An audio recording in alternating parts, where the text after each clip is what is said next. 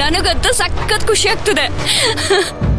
ನನಗಾಗ್ತಿರೋ ಖುಷಿಗೆ ಮದ್ವೆ ಮಂಟಪಕ್ಕೆ ಹೋಗಿ ಎಲ್ರು ಮುಂದೆ 4 ಸ್ಟೆಪ್ ಹಾಕೋಣ ಅಂತ ಅನಿಸ್ತಿದೆ. ಅಯ್ಯೋ, ಸ್ವಲ್ಪ ಕಂಟ್ರೋಲ್ ಮಾಡ್ಕೋತೀಯಾ? ಆಚೆ ಕಡೆ ಯಾರಾದ್ರೂ ಇದಾರಂತ ಮೊದಲು ನೋಡ್ಕೋ. ಅಕಸ್ಮಾತ್ ಶ್ರೀಕಾಂತ್ ಏನಾದ್ರೂ ನಿನ್ ಮಾತ್ ಕೇಳ್ಕೊಂಡ್ಬಂದ್ ಕಪಾಳಕ್ ಬಾರಿಸಿದ್ರೆ ಈ ಖುಷಿ ಎಲ್ಲ ಅಳೋ ಹಾಕಿ ಕನ್ವರ್ಟ್ ಆಗುತ್ತೆ ಅಷ್ಟೇ. ಅಕ್ಕ, ನನ್ ಮಾತ್ನ ಇವಾಗ ಇಲ್ಲಿ ಯಾರು ಸೀರಿಯಸ್ ಆಗಿ ತಗೊಳಲ್ಲ. ಮನೆ ಮಗಳು ಮದ್ವೆ ನಿಂತಿರೋ ನೋವೇ ಎಲ್ರು ಮನ್ಸಲ್ಲಿ ಮರ್ಗಟ್ಬಿಟ್ಟಿದೆ. ಅದ್ ಯಾರ್ಯಾರು ಎಲ್ಲೆಲ್ಲಿ ಹೋಗಿ ಅಳ್ತಿದಾರೋ.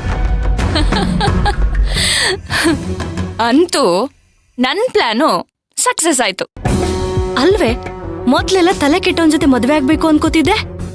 ಅನ್ಕೊಂಡೆ.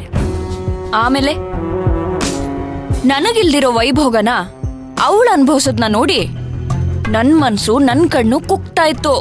ರಾಘು, ಅವಾಗ್ಲೇ ದಮಯಂತಿಯವ್ರು ಹೇಳಿದ್ದು ಸರಿಯಾಗಿತ್ತು.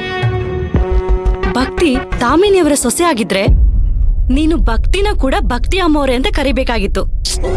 ಅಕ್ಕ, ತಲೆ ಕೆಟ್ಟಿದ್ಯಾ ನಿನ್ಗೆ? ನನ್ ಜೀವನ ಹಾಳು ಮಾಡ್ದೋಳ್ಗೆ ನಾನ್ ಯಾಕೆ ಮರ್ಯಾದೆ ಕೊಡ್ಬೇಕು? ಇವತ್ತಿಲ್ಲಿ ಆಗಿರೋ ಸೀನ್ಗೆ ಅವಳ ಮದ್ವೆ ಆಗೋದೇ ಡೌಟ್ ಇದೆ. ಹಾಗೇನಾದ್ರೂ ಆದ್ರೆ ಭಕ್ತಿ ಲೈಫ್ ಲಾಂಗ್ ನಿಮ್ ಮನೇಲೆ ಬಿದ್ದಿರ್ತಾಳಲ್ಲೇ. ಬಿದ್ದಿರ್ಲಿ ಬಿಡು. ನಾನ್ ಈ ಮನೇಲಿ ಇರೋ ತನಕ ಅವಳು ನನ್ಗೆ ಕೆಲ್ಸದವಳಾಗಿರ್ಬೇಕು. ಮನೆಯವ್ರಿಗೋಸ್ಕರ ಅವಳ ಜೀವನನ ಸವಿಸ್ತಾನೇ ಇರ್ಬೇಕು.